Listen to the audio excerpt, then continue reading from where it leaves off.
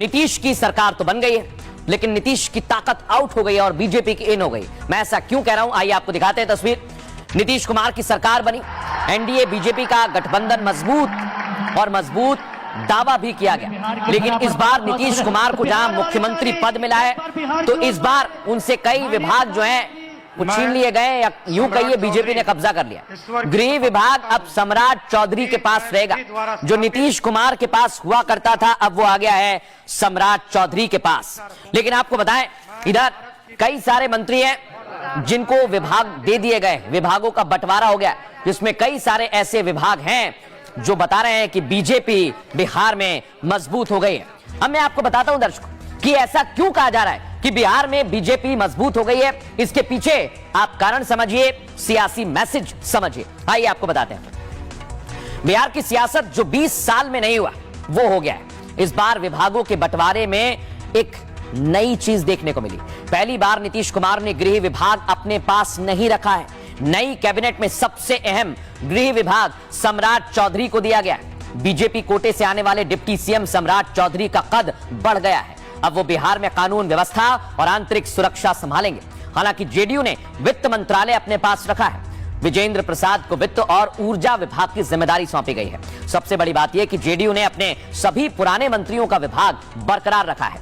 Deputy CM Vijay Sinha के पास भूमि एवं राजस्व विभाग है। मंगल पांडे को स्वास्थ्य और विधि विभाग की जिम्मेदारी दी गई है। बिहार बीजेपी के चीफ दिलीप जायसवाल को उद्योग मंत्री बनाया गया है। नितिन नवीन को नगर विकास और आवास विभाग की जिम्मेदारी दी गई है। बीजेपी कोटे से राम कृपाल यादव कृषि मंत्री बनाए गए हैं। अरुण शंकर को पर्यटन विभाग और कला संस्कृति विभाग की जिम्मेदारी दी गई। संजय टाइगर को श्रम संसाधन विभाग का मंत्री बनाया गया है। सुरेंद्र मेहता को पशु एवं मत्स्य संसाधन विभाग का जिम्मा दिया गया है। श्रेयसी सिंह के पास सूचना प्रौद्योगिकी और खेल विभाग दिया गया है। एलजेपीआर कोटे में गन्ना लोक स्वास्थ्य अभियंत्रण विभाग गया है और जीतन राम मांझी यानी हम कोटे में लघु जल संसाधन विभाग गया है। और ये वो कोटे हैं जो बता रहे हैं कि एनडीए ने इस बार विभागों के बंटवारे में भी सोशल इंजीनियरिंग की है। सुनिए जरा। अभी तक जब से मुख्यमंत्री नीतीश कुमार बने हैं, गृह मंत्रालय वो अपने पास रखते थे। चूंकि इस बार गृह मंत्रालय उप मुख्यमंत्री जो भाजपा से हैं सम्राट चौधरी, उनको दिया गया है। जनता दल यू और मुख्यमंत्री के सहमति के बिना ऐसा हुआ होगा या हुआ है। सम्राट चौधरी मुख्यमंत्री नीतीश कुमार से मिलने गए थे विभागों के बंटवारे को लेकर, तो संभव है मुख्यमंत्री नीतीश कुमार ने कहा हो कि गृह मंत्रालय अब आप रखिए, आप हमसे ज्यादा युवा हैं, मैं आपका मार्गदर्शन करूंगा और उसके वित्त मंत्रालय हम दूसरे को दे देते हैं। तो ये सामान्य एक बंटवारा है।